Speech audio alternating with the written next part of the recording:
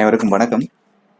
இந்த வீடியோவில் நம்ம என்ன பார்க்க இருக்கோம் அப்படின்னா, டிஎன்பிஎஸ்சி பொது தமிழில் 6th to 10th பொது தமிழ் ஒரு வினாக்கள் பார்த்துட்ருக்கோம். ஸோ வீடியோ ஸ்கிப் பண்ணாமல் ஃபுல்லாக பாருங்கள்.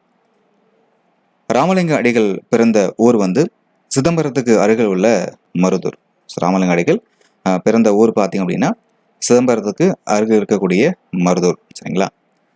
ராமலிங்க அடிகளாரின் சிறப்பு பெயர் என்ன அப்படின்னா திருவருட்பிரகாச வள்ளலார். ஸோ ராமலிங்க அடிகளுடைய சிறப்பு பெயர் என்ன அப்படின்னா திருவருட்பிரகாச வள்ளலார். ராமலிங்க அடிகள் இயற்றிய நூல்கள் ஜீவகாருண்ய ஒழுக்கம், மறுமுறை கண்ட வாசகம், திருவருட்பா. ஸோ ராமலிங்க அடிகள் இயற்றிய நூல்கள் பார்த்தீங்க அப்படின்னா ஜீவகாருண்ய ஒழுக்கம், மறுமுறை கண்ட வாசகம், திருவருட்பா. ஸோ இது எல்லாமே ராமலிங்க அடிகள் அதாவது திருவருட்பிரகாச வள்ளலார் இயற்றிய நூல்கள். ராமலிங்க அடிகள் வாழ்ந்த காலம் வந்து 5/10/1823 30/10/1874 வரைக்கும் அவர் வாழ்ந்திருக்காரு. திருவருட்பாவில் பாடலோட எண்ணிக்கை, ஸோ திருவருட்பாடக்கூடிய பாடலோட எண்ணிக்கை வந்து 5818 பாடல். திருவருட்பா அதோட பொருள் என்ன அப்படின்னா இறைவன் திருவருளை பெறுவதற்காக பாடிய பாடல், அப்படி இல்லைன்னா இறைவனின் திருவருளால் பாடிய பாடல். சரிங்களா? இந்த செய்யுள் இடம்பெற்றுள்ள பகுதி பிள்ளை பெரு விண்ணப்பம். ஸோ இந்த செய்யுள் வந்து எந்த பகுதியில் இடம்பெற்றிருக்கு அப்படின்னா பிள்ளை பெரு விண்ணப்பம். ராமலிங்க அடிகளார் நிறுவியது வடலூரில் சத்திய தர்மசாலை, சமரச சுத்த சன்மாக சங்கம், சத்திய ஞான சபை. ஸோ ராமலிங்க அடிகளார் நிறுவியது என்ன அப்படின்னா வடலூரில், அதாவது கடலூர் மாவட்டம் வடலூரில் சத்திய தர்மசாலையை அமைச்சிருக்காரு. சமரச சுத்த சன்மாக சங்கம், சத்திய ஞான சபை அப்படின்ற அமைச்சிருக்காரு. சொல்பொருள்: பசியாராது, பசித்துயர் நீங்காது, நீடிய தீராத, அயர்ந்து களைப்புற்ற, தமிழர் வானியல். உலகில் தோன்றிய பல்வேறு அறிவியல் கல்விகளில் மிக தொன்மையானது, பழமையானது வானியல் கல்விதான். உலகம் ஐம்பூதங்களாகிய நிலம், நீர், காற்று, வானம், வெப்பமாகிய 5ஐ உள்ளடக்கியது என குறிப்பிடும் நூல் வந்து தொல்காப்பியம்.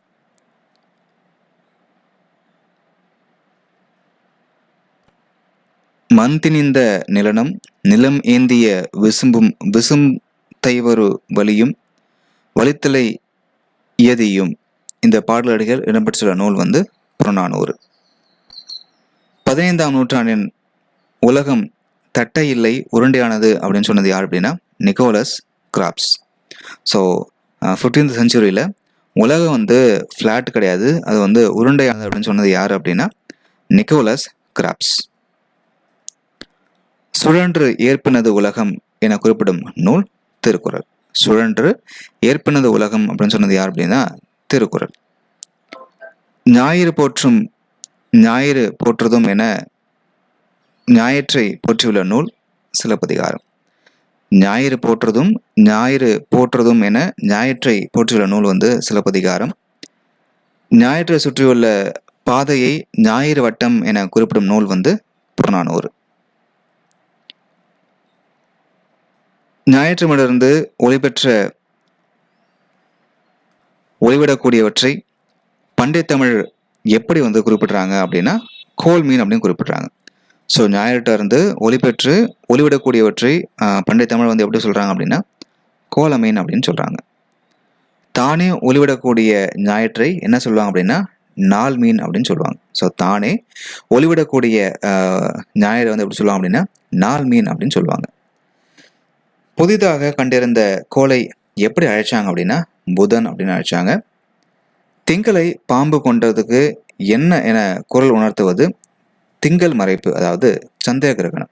ஸோ திங்களை பாம்பு கொண்டது அப்படின்றதுக்கு என்ன சொல்லுது அப்படின்னா திங்கள் மறைப்பு, அதாவது சந்திர கிரகணம், லூனார் எக்லிப்ஸ்.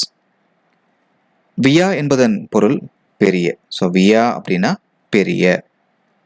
செந்நிறமாய் இருந்த கோலை டேஷ் என்று பழந்தமிழர் அழைத்தாங்க, செவ்வாய்.